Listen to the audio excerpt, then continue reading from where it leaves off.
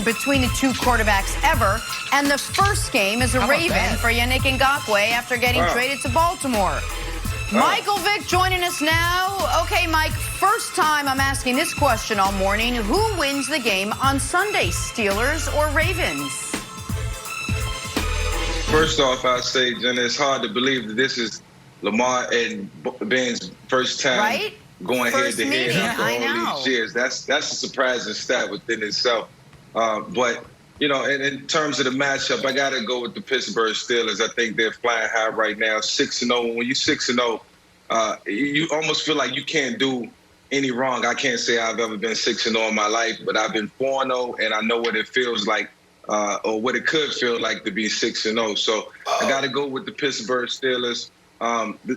You know, one thing we don't say too much about the Baltimore Ravens, I got a chance to watch them up close this past season.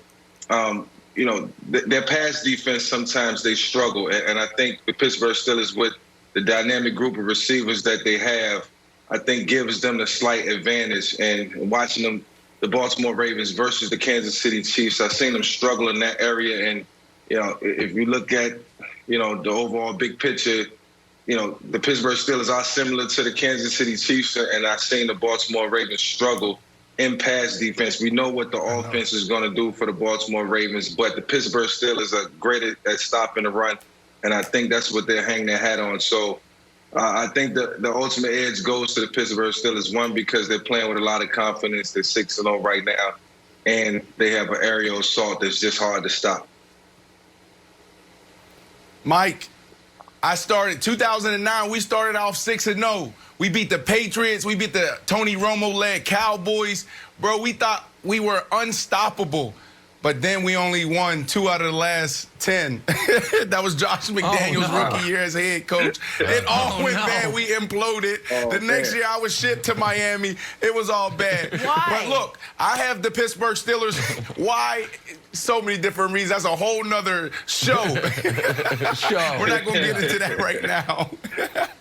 I have the Pittsburgh Steelers by 6. I'm looking at what they do well. These teams, what do they do well? The Baltimore Ravens, they get it done by running the ball. The Pittsburgh Steelers, who Nick has this front seven as the best in football. Nick absolutely loved this defense. What they do, they eliminate the run. Look what they did to the Tennessee Titans and Derrick Henry. For that reason, I truly believe that the Pittsburgh Steelers front seven is better than the Baltimore Ravens run game. They win this game by 6. It's going to be a great game. Old NFC East showdown. Did I say NFC? AFC. Excuse me. AFC North. So this is going to be AFC North. Excuse me. This is the old school. This is what we were watching 20, 25 years ago. So enjoy it. Get your popcorn ready. It's going to be a showdown. All right. So I could not be more excited for the game, and I love when the biggest game of the weekend is 1 p.m. A 1 p.m. kickoff on Sunday. You don't have to wait till the big 4:30 game on Fox or Sunday Night Football. Let's get it started immediately. 6 other games on, but we're focused on this one. Luckily for me, my Chiefs have a bye week called the Jets, so I don't even have to watch them at all. Focus on this game.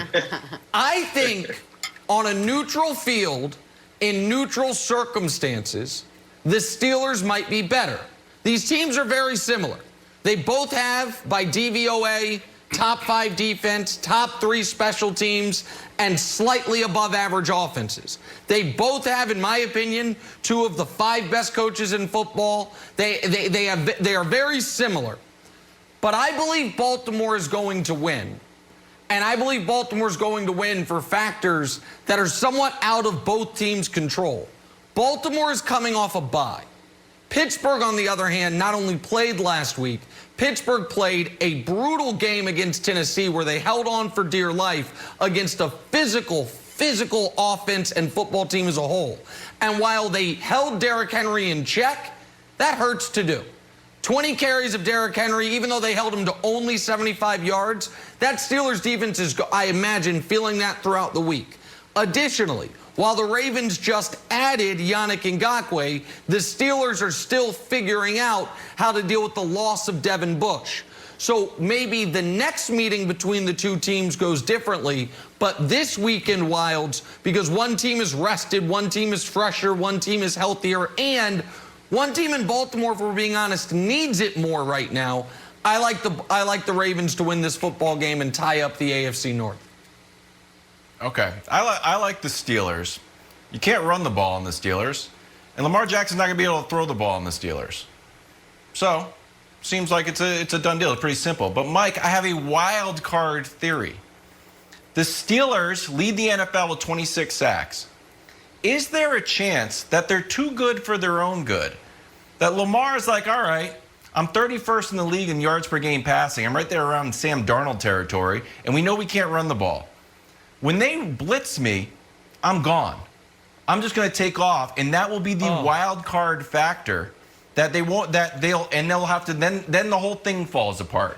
Then it's like, well, when we blitz him, he's taken off. Like, have you ever played a game where you knew the blitz was coming and the defense was so good? You're like, you know what? I'm going to win it on my own.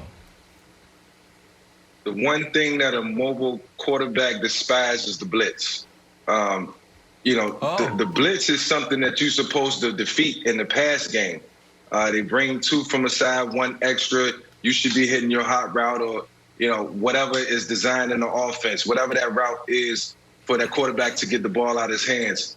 I struggle more when I got blitz more, and I think the greater defensive coordinators over time have looked back, at games played versus mobile quarterbacks and saying that the blitz hurt. I talked to Andy Reid, numerous times to figure out how teams are going to try to play me. And the only thing he talked about was they're going to blitz you, they're going to blitz you, they're going to blitz you. So it's opposite of what you're thinking right now. When you get blitzed as a mobile quarterback and you think and run, really you should be thinking pass. So it doesn't work. It stymies the offense. You have to get the ball out, and the run game becomes obsolete. There you go. So, That's Mike, smarter. what does Lamar do? Because last year he threw 3 picks against the Pittsburgh Steelers. We know they blitz more than anybody in the NFL, where they're right behind the Baltimore Ravens and right there with the Tampa Bay Bucks. That's what the Pittsburgh Steelers do. They're zone blitzing defense. So what does Lamar Jackson do differently this year? He got to be patient. He got to stay within the framework of the offense, and he has to be one step ahead of the Pittsburgh Steelers. Like you say, the zone blitz in Pittsburgh is not just a typical zone blitz. It's a complicated zone blitz. So he has to really pay attention to detail, take it one play at a time, and understand what he's doing within the bases of the offense to get the ball out and make sure the offense is moving down the field successfully. Lamar's got his work cut out for him on Sunday. All right, time now for Drawing a Blank. Julio Jones' big game last night helped the Falcons get that big divisional win.